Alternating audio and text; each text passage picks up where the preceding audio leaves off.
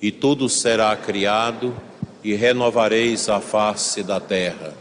Oremos, ó Deus, que instruíste os corações dos vossos fiéis, com a luz do Espírito Santo, fazei que apreciemos retamente todas as coisas, segundo o mesmo Espírito, e gozemos sempre da sua consolação, por Cristo Senhor nosso. Sede da sabedoria, rogai por nós. Santo Tomás de Aquino. Nós vamos começar a nossa meditação, nossa reflexão sobre a Virgem Maria. E vamos ver o que tem a ver Virgem Maria com tudo isso. Em nome do Pai, do Filho e do Espírito Santo. Amém.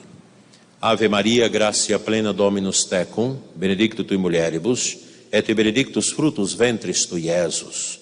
Santa Maria, Mater Dei, ora pro nobis peccatoribus, nunc et in hora mortis nostris. Amém. Gloria Patris et Filii et Spiritus Sancti, sicut erat in principio et nunc et sempre in saecula saeculorum. Amém. Em nome do Pai, do Filho e do Espírito Santo. Vocês vão depois aprender o latim, que eu acho que é muito importante, aprender as orações em latim. Está tudo no site, hoje tem essas coisas todas para a gente aprender. Quem conhece o canto Tantum Ergum Sacramento, tão sublime sacramento? Alguém que já viu cantar na igreja? Tão sublime. Alguém já viu? Glória a Jesus na hóstia. Esses cantos antigos são todos de Santo Tomás, século IV, século XIV, né? Santo Tomás. Então, a riqueza da tradição é que move os nossos corações. Escreve aí um pensamento de Sherston. Abre aspas. A tradição possui uma força tão profunda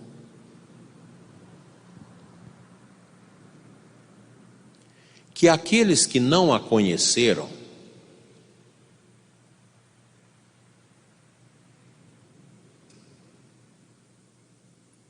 têm saudade dela.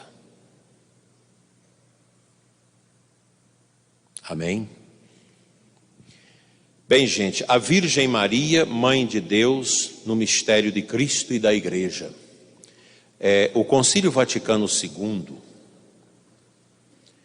no documento, o decreto, a Constituição melhor, Lumen Gentium, já apresenta para nós a Virgem Maria como modelo de igreja e mostra o seu papel na igreja, o lugar da Santíssima Virgem no coração da nossa igreja. Deus, cheio de bondade e de sabedoria, querendo realizar a redenção do mundo, enviou seu Filho nascido de uma mulher, na plenitude dos tempos, para que fôssemos adotados como filhos. Ele cita Gálatas 4. A Virgem Maria. Por que o começo desta reflexão na nossa escola Santo Tomás de Aquino, falando de Nossa Senhora? Vocês vão entender no final. Porque Nossa Senhora é muito atacada pelos agentes da reforma de Lutero, e esse ataque a Nossa Senhora, bem como a reforma protestante, ela colaborou para que nós vivêssemos hoje um desmantelamento da nossa sociedade ocidental. O culto a Nossa Senhora fez com que ao longo dos séculos ficasse enraizado nas sociedades outrora cristãs um senso de humildade e de hierarquia, até que veio o movimento protestante com uma noção revolucionária e destruidora desse igualitarismo. Até Lutero, nós tínhamos mais ou menos um cristianismo unificado, apesar da separação da igreja oriental da ocidental, mas os valores e a força da fé praticamente era um bloco monolítico. A fé, o amor a Deus, a Nossa Senhora, era firme. Com a reforma, nós temos uma desconstrução da visão da igreja. A igreja que ajudou a formatar toda a cultura ocidental começa agora a ver todo um ataque, toda uma destruição de si a partir desse movimento. Infelizmente, desde a queda, homens e mulheres ficaram aprisionados numa disputa pelo poder. Em lugar da norma da humildade e da caridade criada por Deus, Adão e Eva escolheram a soberba e a rebeldia contra o Criador e a revolta de um contra o outro. A soberba gera disputa de poder, porque só pode ser satisfeita com a ampliação deste através da realização da própria vontade. O poder corrompe. Adão e Eva pecaram porque deixaram a soberba e o orgulho colocar no coração deles o desejo de poder, de disputar com Deus. Impressionante isso. A soberba gera essa disputa de poder, porque só pode ser satisfeita com a ampliação deste através desse contentamento da sua própria vontade. E ao longo da história nós fomos acumulando os fatos, as guerras, as lutas que têm como base essa busca desenfreada pelo poder como algo que satisfaz a vontade.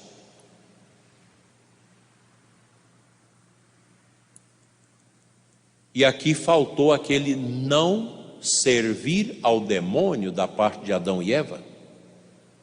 O diabo veio e fez a proposta. O que eles deveriam fazer? Não, mas escutar a proposta do demônio, acolher essa proposta. Assim, antes da vinda de Cristo, o profeta clamou: Senhor, estabelece sobre as nações um legislador, para que os povos conheçam que são homens miseráveis. Os imperadores de Roma chegaram a se declarar deuses, porque não bastava mais o poder humano, eles queriam ter o poder também divino. Uma coisa estranha. Nosso Senhor estabeleceu uma nova criação quando veio ao mundo. Ele se tornou o novo Adão e Maria a nova Eva. Nossa Senhora e Nosso Senhor não foram maculados pela ânsia de poder, pois não tinha o pecado original. O pecado original é que gera os partidos, as lutas, as disputas, né? Essa ganância pelo poder. E a Virgem Maria é toda pura. Nosso Senhor Jesus Cristo é todo puro. Não tem a mácula do pecado original. Em vez de ser desobediente como Eva por orgulho, Maria se anulou por humildade. Eis aqui a escrava do Senhor, faça-se em mim segundo a tua palavra. Se você quer saber se a sua santidade está em ascendência, é preciso perguntar qual o nível da sua soberba. Você tem humildade? Se tem humildade, a ascendência da santidade vai adiante. Se não, o perigo é iminente da queda e do orgulho. Como isso é triste. Não se deixando vencer em humildade, Cristo aniquilou-se a si mesmo, assumiu a condição de escravo. Deus que vem ao nosso encontro e se faz escravo, se nivela a nossa condição humana. Na nova criação, a disputa de poder se transforma na luta para alcançar a humildade. Essa foi a competição da qual participaram os santos e cujo prêmio eles ganharam.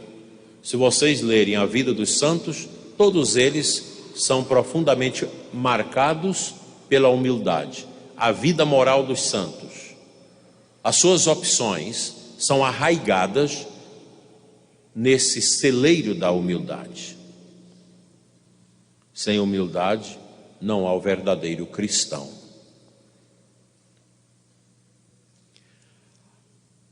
Maria e a autoridade viva de Cristo. Cristo tornou definitiva no mundo a luta pela humildade, precisamente por ter nascido de uma mulher humilde, a fim de estabelecer um exemplo tangível de humildade, associando-o a uma autoridade viva. Deus se deu a conhecer não apenas como uma ideia abstrata, ou uma realidade transcendental fora da nossa capacidade de sentir e conhecer.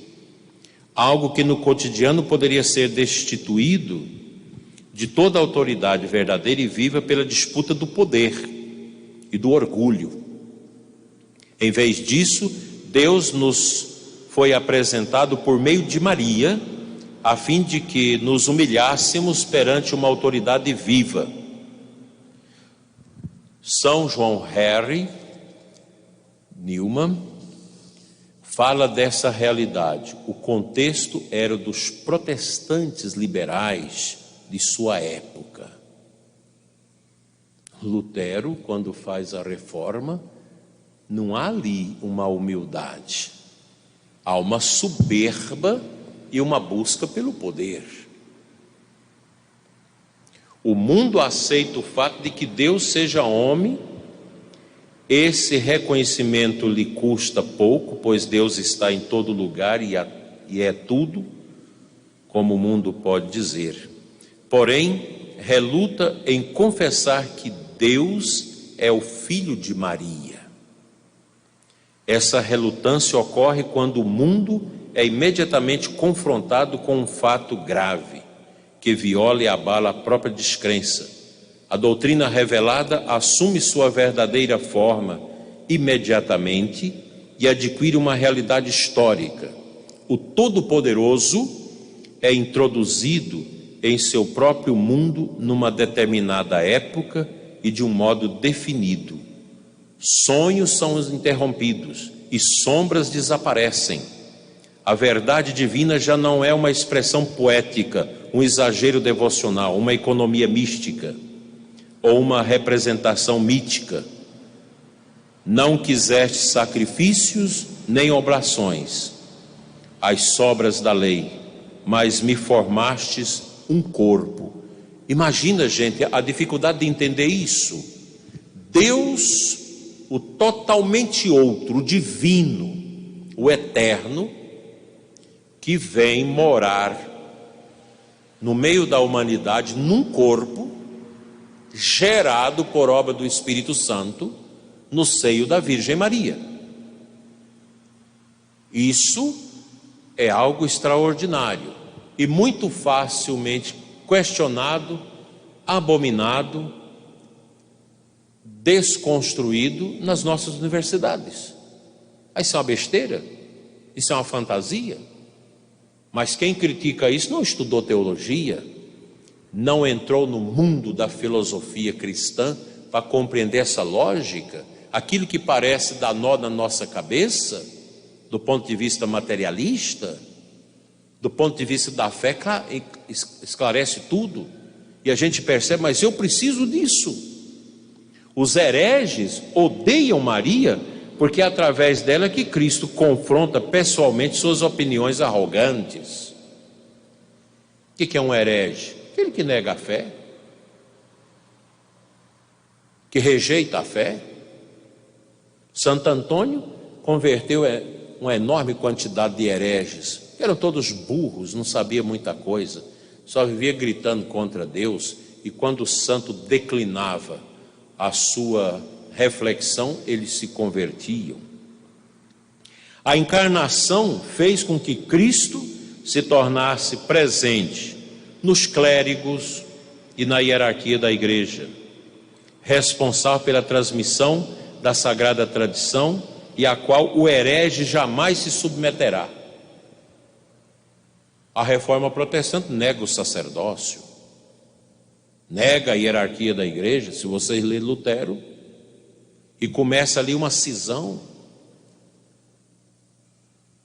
uma luta de classe, por assim dizer, uma afronta à igreja, ao estabelecido, que vai abrir todo um resgo para todos os movimentos libertários daí para frente, que vai suceder ao século XVI em diante, as grandes revoluções, e chegar até no marxismo,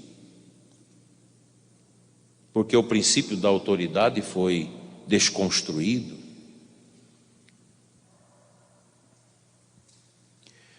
Por isso os hereges do primeiro milênio procuravam atacar a encarnação em Maria, a fim de remover a autoridade viva e fundamental de Cristo em sua igreja.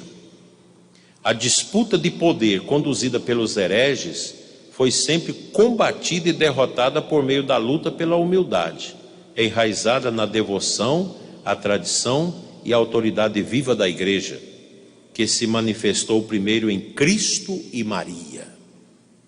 Tem um padre da igreja antiga que diz: Cristo é a cabeça da igreja, Nossa Senhora o pescoço da igreja.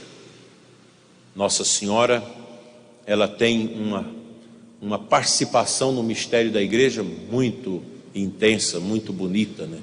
Que nós católicos podemos usufruir dessa riqueza espiritual. Nossa Senhora não é uma deusa, ela não tem poder de nos salvar, mas a sua intercessão, o seu lugar de mulher, de pessoa humana, na revelação divina e no coração da igreja, são momentos extraordinários para a nossa meditação.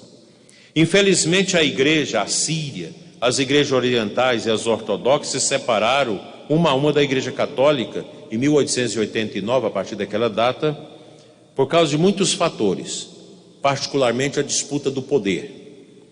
No entanto, como ainda preserva a reverência por Maria, permaneceu intacta a estrutura fundamental da autoridade viva da figura do bispo. A figura do bispo é fundamental na igreja. As igrejas ortodoxas, separadas da igreja católica, hoje fazendo um caminho de compreensão.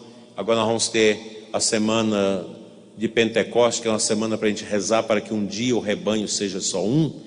Eles mantiveram essa estrutura em razão da conservação da autoridade do bispo. A postura de humildade perante uma autoridade humana, na pessoa de Maria, ajudou a preservar essa mesma postura em relação ao bispo.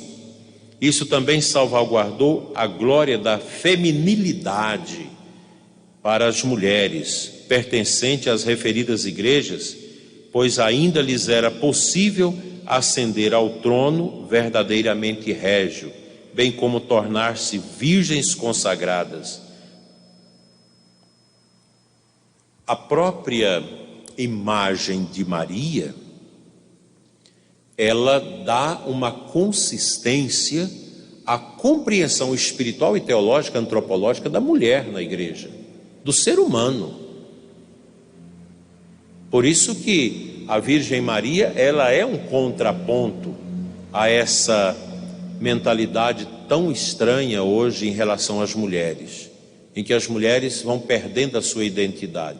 Mas isso é próprio da revolução cultural marxista, que vocês vão pegar essa palavra, jogar no Google e escutar o padre Paulo Ricardo, Olavo de Carvalho falar, e outros professores muito interessantes, que descrevem o que é esta revolução cultural marxista, que tenta desconstruir a figura da mulher, a figura do homem, para poder empobrecer a humanidade, para desgovernar a humanidade de todos os sentidos e sinais. Quando os espíritos maus vieram novamente dos reinos das trevas e tramaram a completa ruína da fé cristã no século XVI, não conseguiram encontrar meio mais certeiro para atingir seu odioso propósito do que o insulto e a blasfêmia contra as prerrogativas de Maria, contra a Virgem. pois sabia muito bem que se conseguisse fazer o mundo desonrar a mãe, se seguiria a desonra do filho. Então é preciso desonrar Nossa Senhora para, de tabela, você desonrar também Nosso Senhor. Tanto a igreja como Satanás sabia que o filho de Maria não podia ser separados, o filho e a mãe não podiam ser separados, e a experiência de 3 séculos confirmou seu testemunho, pois os católicos que honraram a mãe ainda cultuam o filho, ao passo que os nossos irmãos separados, que deixaram de confessar o filho, começaram zombando da mãe. Aqueles que esqueceram Jesus, que anularam a pessoa de Cristo em suas vidas.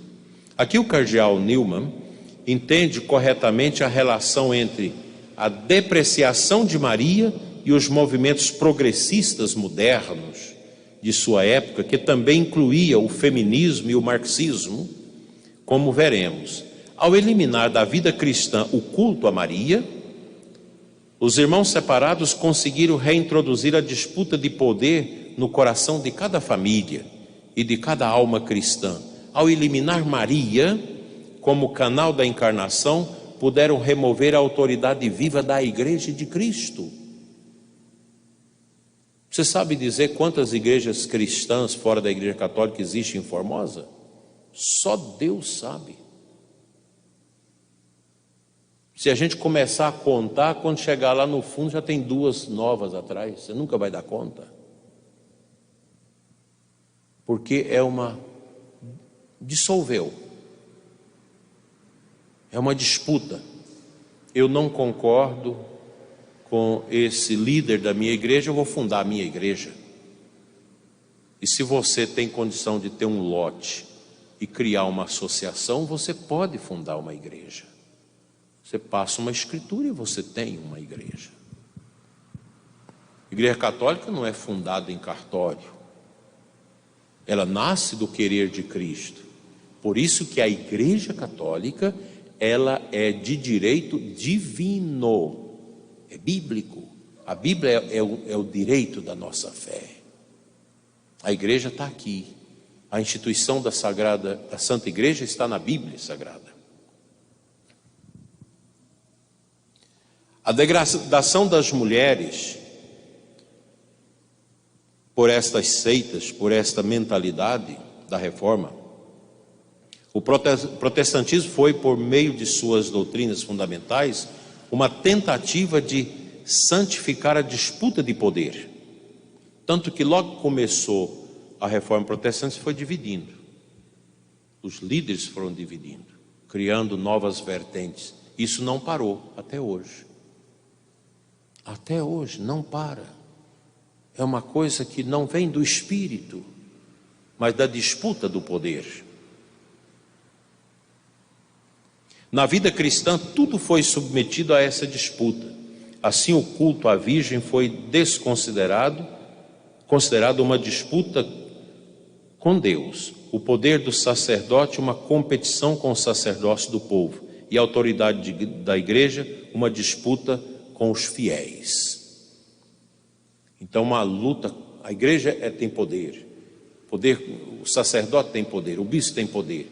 Então, a Virgem Maria ajuda a dar guarida a esse poder. Então ele precisa destruir tudo isso. Por isso que hoje é comum você escutar: religião não salva ninguém. Você escuta muito isso. Isso é falso. Porque Nosso Senhor deixou a sua igreja, os seus sacramentos, que são remédios para a nossa salvação. Basta eu ter fé que eu já estou salvo. Não é bem assim. É bem mais profundo. Não é assim. Isso é um relativismo. É algo profundo. Por isso que a gente passa a vida toda e não conhece tudo. Estudar Santo Tomás de Aquino, estudar Santo Agostinho, ler as obras desses homens, vai dar para nós uma visão, uma ciência espiritual do que é o chão onde nós pisamos, a nossa santa e amada Igreja Católica, que é maior do que eu, que é maior do que o Papa, que é maior do que todos nós, porque a igreja é o mistério que se confunde com o ressuscitado. Nós somos os filhos da igreja, agregados a ela pelo batismo, alimentados nela pela Eucaristia, santificados nela pela oração, pela nossa humildade, pelo nosso sacrifício, pela nossa luta contra nós mesmos. E a igreja tem uma tradição de 2000 anos. Eu não posso, agora a gente abandona tudo que passou da igreja, vamos começar uma igreja nova. Isso é positivismo. Augusto Conte inventou essa porcaria do positivismo aí no século 17, 18, que é uma lástima isso. Tudo que passou não presta, o que é bom de agora para frente é ciência e tudo. Isso não resolveu nada. Se vocês assistirem no Brasil Paralelo, a última cruzada, é o início da história do Brasil, lá em Portugal. Se você for acompanhando aquelas meditações, são vários documentários, você vai entender o que é o positivismo, o que o positivismo fez no Brasil. Inclusive a República, ela é positivista. Ela derrubou a monarquia como um golpe muito rasteiro e sem objetivo. Tanto que os próprios golpistas da República, chegou um momento que eles ficaram inseguros e chegaram a pensar em voltar novamente o reinado, porque era tudo muito confuso. O nosso império não era tão ruim assim como se falam. Nós vamos celebrar agora, hoje é quanto do mês? 11. Dia 13 vamos celebrar o dia da princesa Isabel, uma grande mulher católica, que não conseguia gerar filhos. E ela pediu a Nossa Senhora a intercessão, fez a coroa e o manto de Nossa Senhora Aparecida, pegou o cavalo lá no Rio de Janeiro e veio até Aparecida do Norte. E já estava havendo aquele movimento dos escravocratas, aqueles que vendiam escravos, fazendeiros, um movimento para derrubar o império, porque o império era contra a escravidão. E Princesa Isabel assinou a Lei Áurea, libertando os escravos. E ela veio a Aparecida, ela trouxe a coroa, ela trouxe o manto e coroou Nossa Senhora. E coroou Nossa Senhora dizendo: a senhora se eu não conseguir reinar, porque já sabia que poderia acabar o reino, que a senhora seja a rainha e padroeira do Brasil, que a senhora reine no meu lugar. A Princesa Isabel falou isso, e a gente usa essas palavras, né? Então, minha gente, essa resposta protestante a essa suposta injustiça da questão da hierarquia da igreja, essa coisa toda, foi uma revolução constante, cujo objetivo era tirar poder do chamado opressor injusto, como o Papa, os bispos, essa coisa toda. Em lugar do esforço para alcançar a humildade no seio da igreja, da hierarquia e do próprio Estado, acharam melhor optar pela rebelião, o orgulho, tendo nisso como se fosse uma virtude. Por isso que nós, ao invés de criarmos a rebelião, nós devemos ir pela via da oração, do diálogo. A gente não arruma as coisas nesse mundo, na igreja, com rebelião, mas com a oração, com a humildade, com a mansidão. Porém, a depreciação da Mãe de Deus provocou diretamente a depreciação das mulheres. Olha que coisa impressionante. Assim como a exaltação de Maria deu origem à glória feminina em seu trono verdadeiramente régio, a remoção de Maria provocou a supressão do dever de honrar as mulheres. Nossa Senhora é a mãe das mães, a gente fala isso, né? Então a mulher cristã, ela olha para Nossa Senhora e quer acolher na sua vida essas virtudes de Maria: o silêncio, a oração, o amor, a dedicação à família, o zelo, a escuta. O prestígio da mulher sofreu um revés incalculável com a abolição da veneração à Mãe de Deus e do culto prestado a ela. Lembro que nós não adoramos Nossa Senhora. Nossa Senhora não tem poder de nos salvar. Nossa Senhora não tem poder de absolver os seus pecados. Só o padre tem. Mas Nossa Senhora tem o poder de interceder. Ela é modelo de igreja. Ela é nossa mãe, é a mãe de Deus, é a mãe de Cristo e nossa intercessora. Com o desaparecimento da vida conventual, as mulheres deixaram de ter um status reconhecido na vida social fora do matrimônio. Essa crise hoje religiosa, que muitas meninas não querem mais ser freiras, tudo tem a sua raiz nessas desconstruções, nesses parâmetros da heresia. Tão logo foi suprimida a autoridade da igreja, a postura do marido em relação à mulher tendeu a retornar ao ideal pagão de mestre e do dono em lugar de um afetuoso amigo.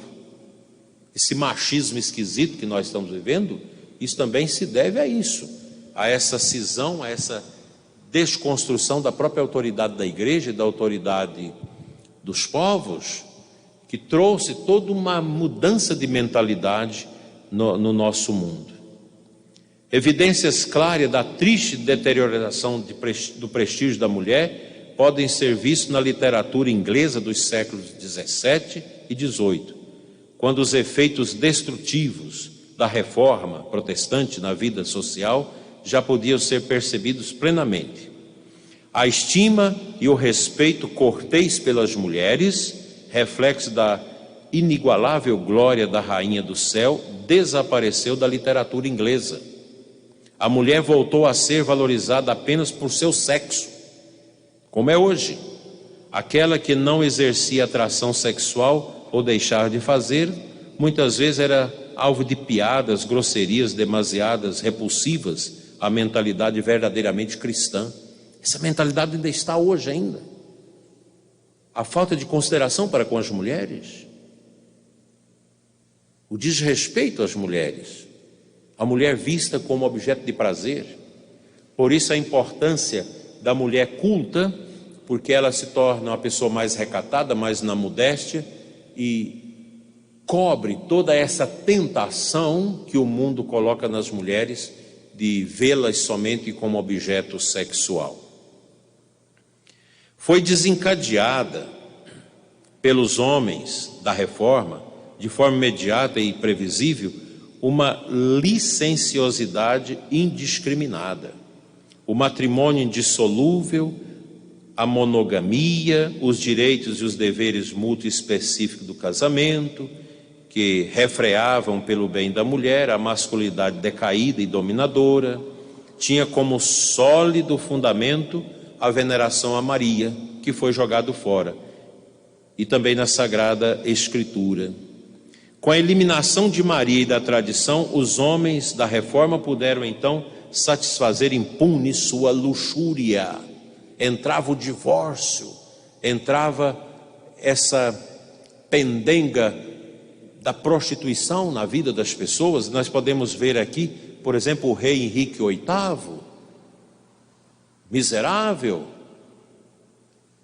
que era casado com a rainha de Aragão e que agora começa a ter, dentro dessa mentalidade, os desejos por Ana Bolena, e larga sua esposa e pede o Papa para anular seu casamento, para ele casar com a outra, e o Papa rejeita e ele funda a Igreja Protestante Anglicana, para satisfazer os seus prazeres. É a religião da rainha Elizabeth II. Horrível isso. E podemos olhar também o pai do protestantismo, um padre que tinha feito voto do celibato, que abandona tudo para amigar com a freira.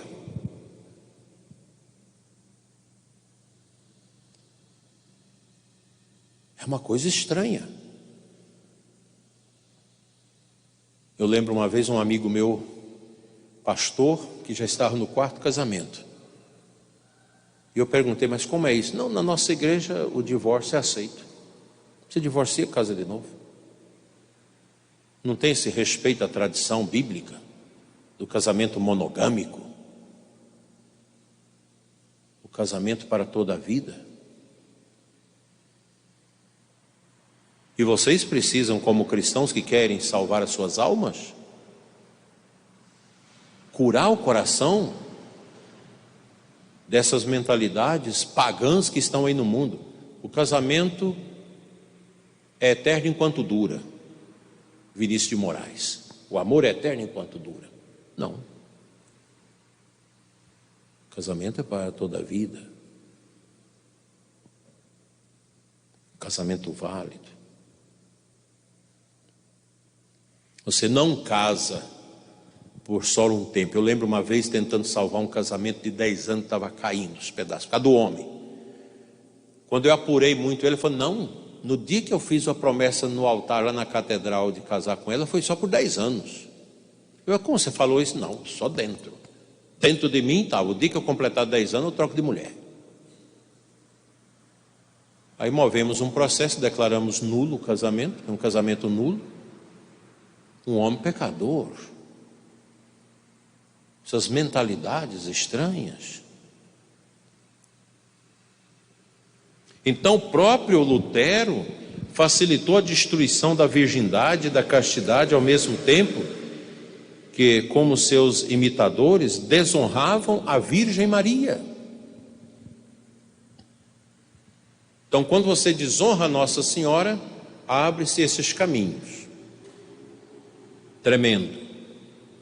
O contrabando de freiras se tornaram uma das principais operações eclesiásticas dos grupos reformadores na Alemanha na década de 1520.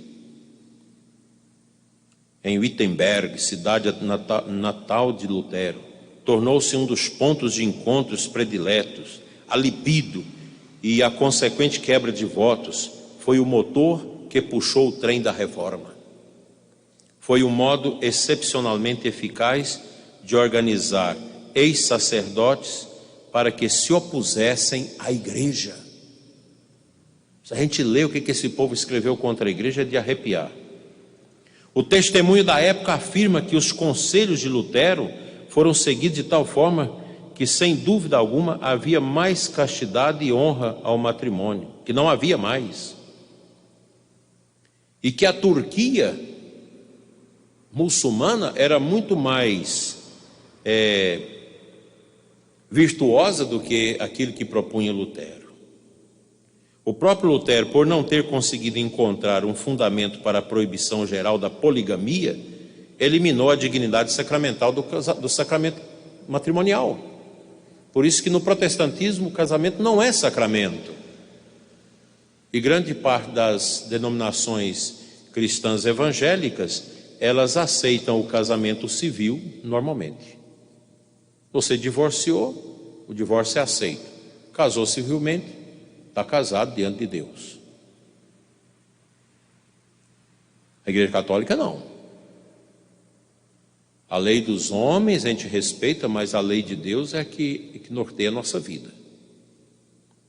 O prestígio da mulher nesse movimento sofreu um revés incalculável com a abolição da veneração à Mãe de Deus e do culto prestado a ela. A Santa Mãe Igreja responde: contra essa devassidão que desmoronava Nossa Senhora e as mulheres em geral, o Concílio de Trento, que aconteceu de 1517 a 1563, foram 18 anos. Agora não lembro o ano, quando começou, mas terminou em 1563, o Concílio de Trento. Demorou 18 anos por causa das pestes. Começava o concílio, vinha as pestes, tinha que parar tudo. Morriam os bispos, morriam os cardeais, morria o Papa, era uma tristeza. Então, por causa das pestes, durou um tempo mais. O Concílio de Trento bradou em defesa do matrimônio indissolúvel, da virgindade e da castidade, reflexo da veneração essencial devida à Virgem Maria. E como eles questionavam que Nossa Senhora não era virgem, o concílio diz: olha, presta atenção, coloquemos um vidro aqui, o sol nasce dali, o sol bate no vidro, pega lá na parede sem quebrar o vidro. Assim Jesus passou por Maria sem quebrar a sua virgindade. O Concílio de Trento falava isso, preservando a virgindade de Nossa Senhora, que é um dogma. Virgem antes, no e depois do parto. Nossa Senhora não conheceu homem sexualmente. São José foi um esposo casto de Maria, já era um viúvo, um esposo casto. É um casamento josefino, em que as pessoas se casam, mas renunciam à relação sexual por sacrifício. Se alguém disser que o matrimônio não é verdadeira e propriamente um dos 7 sacramentos da lei evangélica instituída por Nosso Senhor, seja condenado, seja excomungado, seja anátema. Se alguém disser que é lícito ao cristão ter muitas mulheres ao mesmo tempo e que isso não é proibido por qualquer lei divina, seja condenado. Se alguém disser que a igreja se engana por ter ensinado e por ensinar que, segundo a doutrina evangélica e apostólica, o vínculo matrimonial não pode ser dissolvido pelo adultério, seja anátema. Você adulterou, então termina o casamento, você casa com outro. Não, adultério não anula casamento.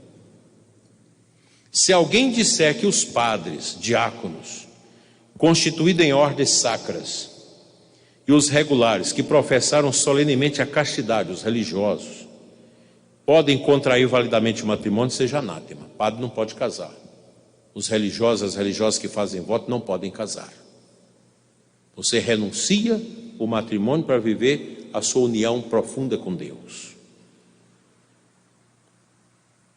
Se alguém disser que o estado conjugal se deve antepor ao estado da virgindade ou celibato, e que não é melhor nem mais beato, santo, permanecer no estado da virgindade e celibato do que contrair matrimônio, seja anátema. O matrimônio é importante, mas a castidade e o celibato também o são. O excesso da devassidão dos revolucionários foram duramente reprimidos pelos decretos definitivos de Trento. O culto à Virgem Maria foi redefinido e defendido com firmeza, e com ele a ordem hierárquica da família, da igreja e da sociedade. Mas de lá para cá a igreja vem sendo enfraquecida. Se vocês pegarem Revolução Francesa,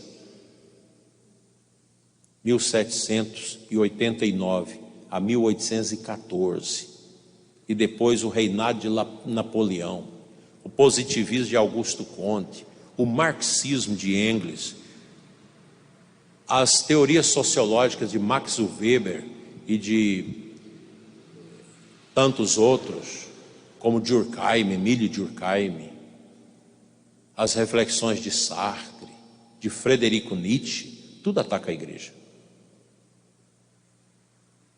Terrivelmente. É esse povo que é lido nas universidades. Qualquer universidade nossa hoje, inclusive as católicas, esse povo que é lido. Não se lê Santo Tomás, não se lê São Boaventura, não se lê Santo Agostinho. Sob o catolicismo, as mulheres ficaram protegidas, assim como a Virgem foi concedida a glória sagrada que lhe era devida. Trento se tornou o bastião da igreja para resistir aos ataques de carnificina e do caos provocados pelos protestantes, que destruíram o tecido social e degradaram as mulheres, retirando-lhes a devida honra,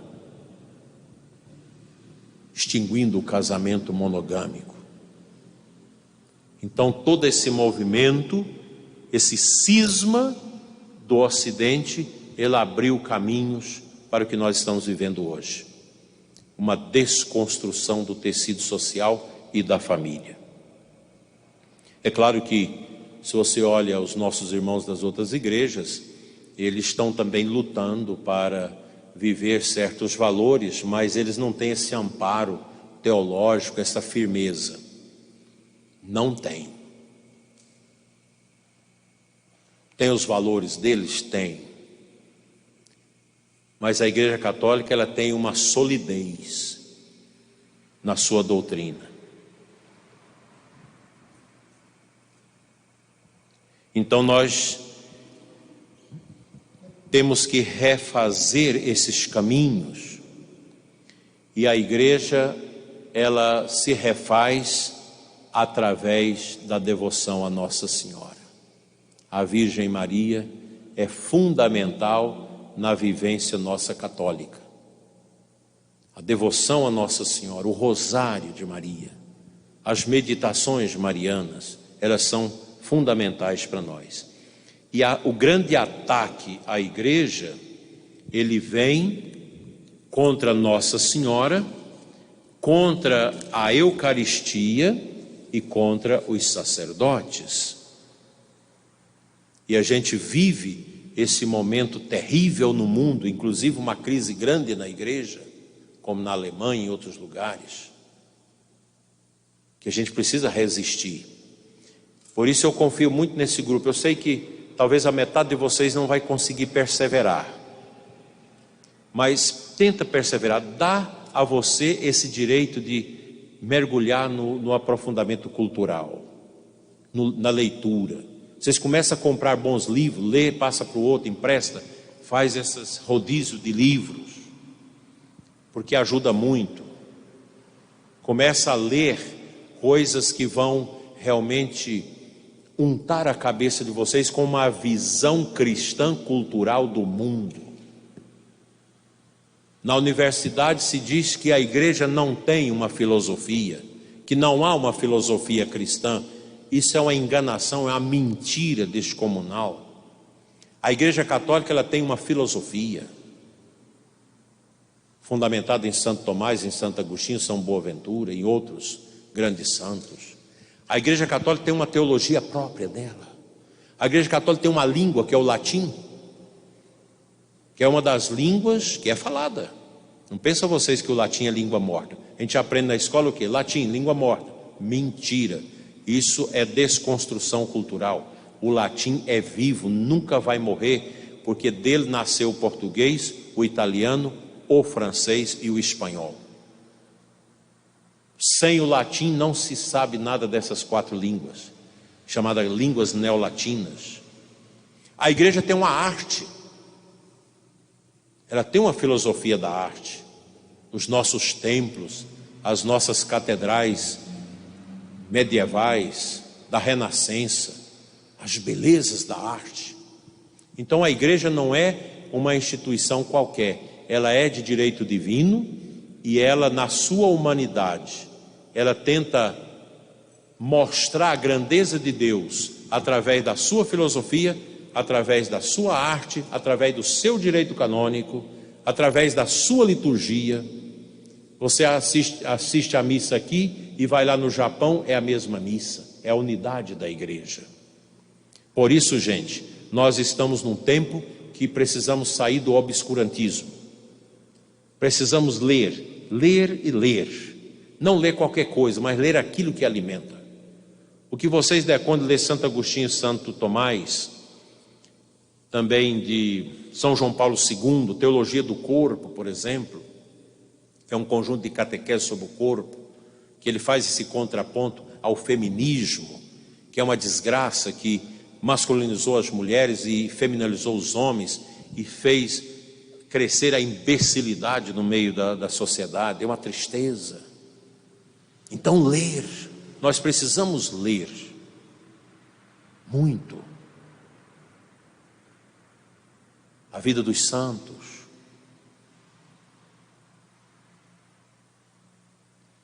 Edith Stein, uma grande santa, Santa Edith Stein, uma judia convertida ao cristianismo, uma filósofa fenomenologista, Edith Stein, que nenhuma universidade pagã civil faz citação a ela. Grande filósofa. A música, a igreja tem uma música, o gregoriano, que eu sugiro que vocês comecem a escutar a música gregoriana, a música de São Gregório Magno, do século V, VI, que eram 4 notas, Depois comece a escutar a música clássica que foi tirada. E se vocês abrir o Brasil Paralelo, vai lá, em arte, um seriado sobre a arte, 3 episódios sobre a música. É de lavar a alma. Eu fui conhecer Beethoven, Mozart, Chopin, Handel, Grieg, esses grandes clássicos da música antiga, com meus 22 anos. Nunca tinha ouvido. E quando eu escutei no seminário, um seminarista muito culto falou: escuta isso. Naquele tempo da fita cassete. Ele me emprestou a fita e o seu toca-fita. Quando eu escutei aquilo, eu falei: aqui está a mina. Por isso que o meu repertório é sempre a música clássica. Você ler a música clássica, saber o que essa música representa. Sebastian Bach. Esse é fantástico. Virou protestante depois. Mas ele tem uma música de 3 horas e meia, mais ou menos. A Paixão. Mateus 25. Maravilhoso. Sebastian Bach. Teve 20 filhos. E tratou dos seus 20 filhos cantando para os outros. Porque tocando, né, orquestra. Porque naquele tempo, gente, antigo, não tinha disco, não tinha CD, não tinha nada disso. Você só escutava a música com o cara que fez a música. Você pega um Vivaldi, por exemplo, disse que era padre, teve que deixar de ser padre, a igreja pediu. O autor das 4 estações. Tan tan tararam tan tan tan tan tararam tan tan tan tan tan. Vivaldi, Antônio Vivaldi. Comece a embrenhar nessas coisas e vocês vão sair do lodo, que nele eu estive também, e vocês vão ver a glória que é um espírito que busca o conhecimento. Nenhum assaltante roubará de vocês o conhecimento. O conhecimento liberta o coração do homem. Que Santo Tomás de Aquino e a Santíssima Virgem interceda por vocês, para que aqui cresça este oásis do conhecimento e da recuperação da nossa tradição cristã católica. E que nós tenhamos o orgulho de saber: eu sou católico, a minha igreja é algo tão grande que eu não conhecia. E que este algo tão grande, que se confunde com o ressuscitado, me impulsiona a viver uma vida diferente, uma vida de excelência. E no final, quando eu morrer, que eu possa contemplar a verdade eterna, cujos rastros e as pegadas nós já encontramos nos livros bons, na música boa, na liturgia, no apostolado da igreja. Glória ao Pai, ao Filho e ao Espírito Santo. Amém. Eu peço desculpa pelo embaralhamento disso, que é bem complicado falar dessas coisas. Espero voltar aqui em outros momentos, para momentos grandes, e que vocês mergulhem no oásis da cultura, buscando os sites de cultura, os sites católicos da tradição, e vocês vão ver o quanto o espírito de vocês vai evoluir. Obrigado, Padre Flávio, por ter me convidado para fazer essa abertura. Não sei se foi bom, e desejo a vocês muita paz. Eu vou agora fazer meu programa na rádio, e que vocês continuem, não desista não. O demônio vai ficar falando: desista, isso é bobagem. Não é. O homem se liberta pelo conhecimento em Deus.